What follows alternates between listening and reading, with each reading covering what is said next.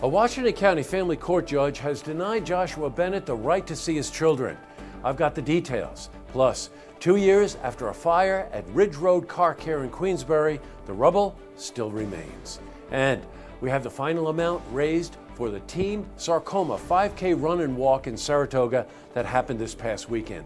This is all ahead on Look Today.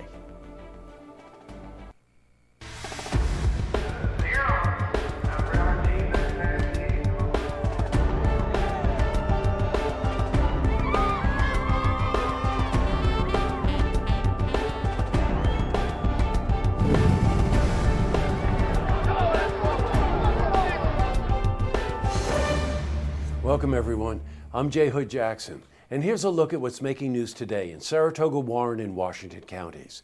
In our lead story, a Washington County family court judge has ruled against Joshua Bennett. Now, Bennett was in court yesterday seeking permission to see his 3 children. The children have been in foster care since the death of 1-year-old Kaylee Castle.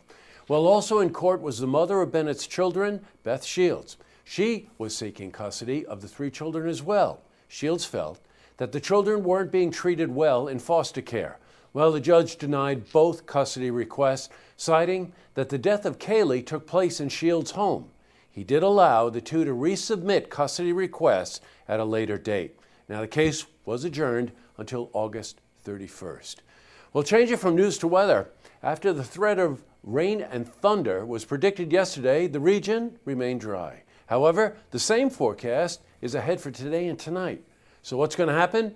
Well, let's get to the Glens Falls Weather Center for a look at your first forecast. Back to the news.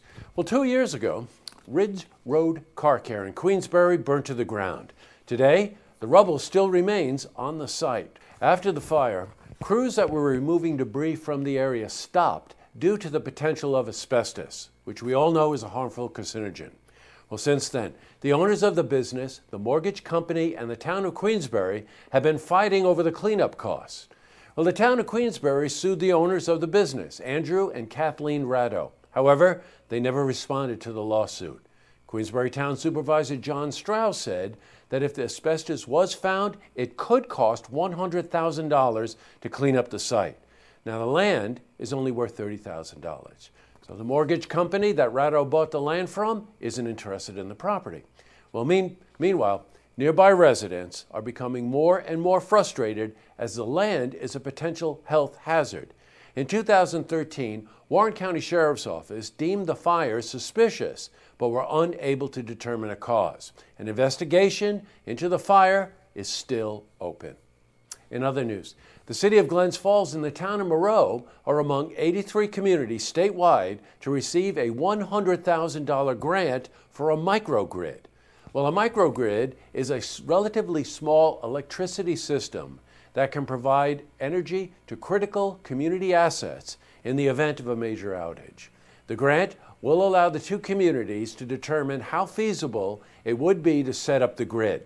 Well, Glens Falls and Moreau have proposed a solution that makes use of solar and hydropower. According to Ed Bartholomew, the city would also look into building a solar array on the roof of the Glens Falls Civic Center.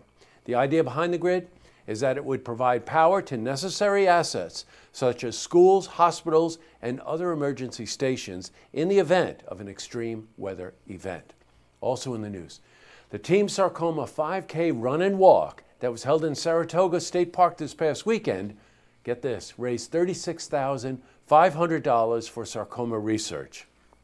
As we reported yesterday, the event is held annually to raise awareness for funds for sarcoma, a rare form of cancer that affects just 12,000 Americans each year.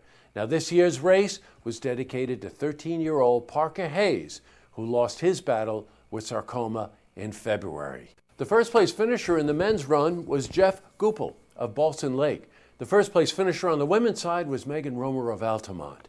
Congratulations to event organizer Matt DiCaprio and everyone involved in such a great event. Well, still to come. Get it? You ready? Dr. Paul Arciero is back for a look at health.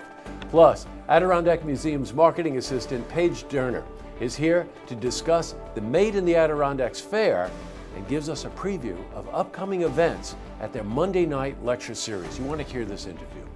But first, if you see news happening, you want to share a story idea, or join us for an interview, give us a call on the hotline. The number is 798-8000.